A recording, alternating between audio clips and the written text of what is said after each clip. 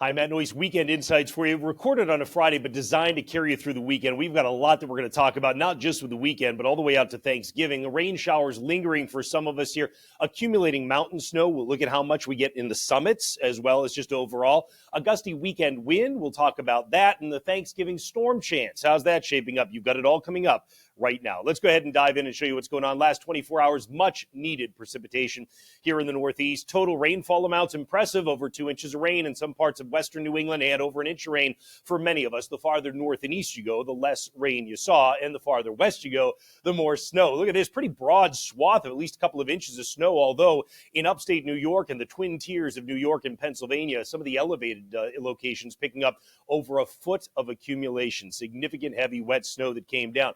We could use whatever precipitation we can get because the updated drought monitor yesterday has now upgraded the severe drought in the Boston and Worcester area to an extreme drought. That's pretty significant, but as I've been mentioning to you over the last couple of weeks, New England, particularly this time of the year, has a way of finding equilibrium, and very often we get into a more active storm pattern when we start to see that kind of a drought shaping up, and I think that's exactly what's happening. This has been the first shot out of this last storm, which, by the way, we still have plenty of energy that's over us, which is why we still have areas of rain and snow that'll be with us here right into the first part of Saturday, some of us longer than that. Here's the storm center today. It continues to move east. It will continue to move east of us by the time we get later on Saturday for many.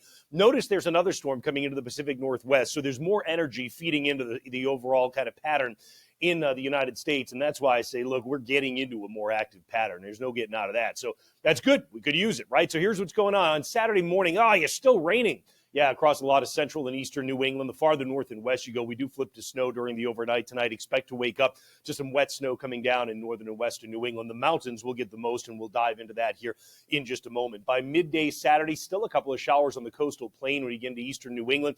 Raining, just straight up raining along much of coastal Maine. And then there's the snow that comes down across the mountains, generally snow showers in places like northern Vermont because you start to bring the drier air in from the west. It's breezy, it's blustery. It's kind of a raw feeling on Saturday. Even Sunday, the wind will still be blowing, and that means still some snow showers or even some heavier bursts of snow in some of the favored spots that face north and west in the mountains of northern New England. Most of us will be dry.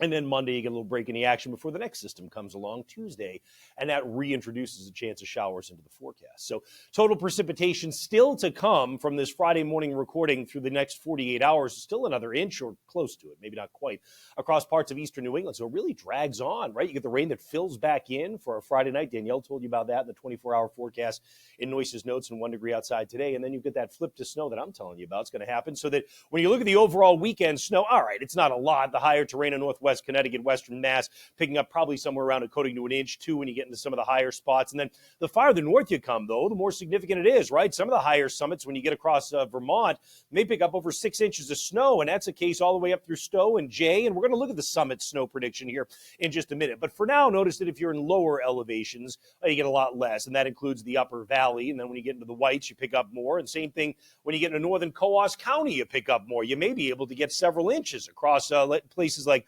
Pittsburgh and North Connecticut Lake, and First Connecticut Lake, and then running across the Maine Canadian border, we may be able to do the same thing, pick up several inches. Summits, not exempt from that. This says 24-hour snow. My bad on the label. You can see ending Sunday evening. I made it all the way out through the weekend, but that's 10 inches at J Peak. I know some of these are small for you, so I'll read some of them out. But bottom line, about 4 to 7 inches across the central and northern Greens. Even when you come down to the south around Stratton, you might get 6 inches of snow, at least at the summit. Look at that, Wildcat, 6.8 inches. So we end up with about 7 inches of snow the way it looks right now. And as you can imagine, the higher summits do pretty well because you get the snow that comes down both Friday night and Saturday morning, but then continued snow showers and bursts into the weekend as well. And that's because you've got a northwest wind. For many of us, the northwest wind is just going to mean it's very blustery. Saturday, you've got gusts of about 30, 35 miles per hour. By the time we get to Saturday evening, that wind is still blowing. It really doesn't sit down. If you're going out Saturday night, you'll want to make sure you're dressed for a really cool feeling, a wind chill that'll be in the 20s and 30s. And then by the time we get to Sunday, I'd love to tell you the wind dies down then. It really doesn't. The gusts still go over 30 miles per hour on Sunday as well.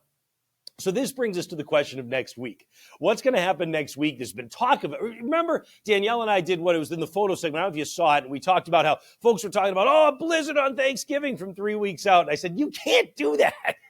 And if you listen to that, it's garbage, right? From 3 weeks out or 2 weeks out. What you can tell is when there's an increased propensity for storminess. So what's going to happen this upcoming week going into Thanksgiving is Tuesday, you do have some energy that comes in. I told you about the showers that'll come as a result of that. Here's the key on Thanksgiving or somewhere thereabouts, all right? You got northern energy, you've got southern energy. The question is going to be how much does this get together and how much does it dig?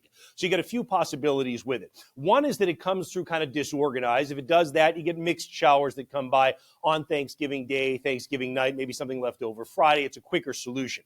Another possibility is it organizes farther to the south and puts us on the north side of things on Thanksgiving Day or Thanksgiving night. And that would likely give us a little round of some lightly accumulating snow. Then the final possibility is if these two link up a little bit more and they dig a little more, you've got a slightly slower solution that comes in Thursday night into Friday, but your temperatures are going to be warmer. You're probably going to get rain in a lot of southern New England. Your better chance of snow would be in the mountains in northern New England. Climatologically, I think that certainly is the favored solution on how things would go. I can tell you that the jet stream is enough to make you kind of sit up and take notice. What we look for here is within the jet stream, the fast river of air high in the sky, you get what we call jet streaks, areas where the wind is even faster.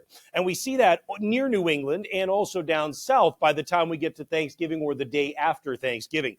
If you are on the right rear quadrant of one of these jet streaks or the left front quadrant, that favors your chance of storm development. Well, notice that does set up near the mid-Atlantic. So look, but the question is this jet stream forecast exactly right? And this many days out, the honest answer is you just can't tell. So I told you about the three different options of how this thing could go on Thanksgiving Day. You do see the increased chance of precipitation on Thursday, even more so Thursday night and Friday. We'll see what happens with that. But to my point about this being a more active storm pattern, as you get into the following week in the 14-day forecast, you still see elevated chances of precipitation. So we're starting to turn things around a little bit.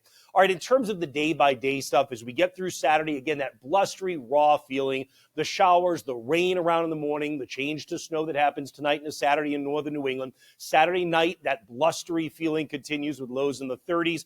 Only in the 40s to around 50 for some on Sunday. The wind is going to be blowing throughout the day. Sunday night, you get down to about 30 or so. Monday, it's a little breather. We get up into the 50s. We get ready for the showers of rain to slide through Tuesday. There may be a little mix at the start of it up in northern New England. And then after that, we watch Thanksgiving or the day after to see how the timing and how that all evolves for you. So you can keep on top of it all with our app. It's totally free. Just search Noyes' 1 degree outside weather in the App Store and Google Play.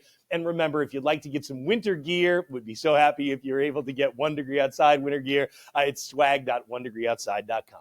That's how things look for now. Of course, we will have an update for you in the morning. But in the meantime, hope you have a wonderful weekend.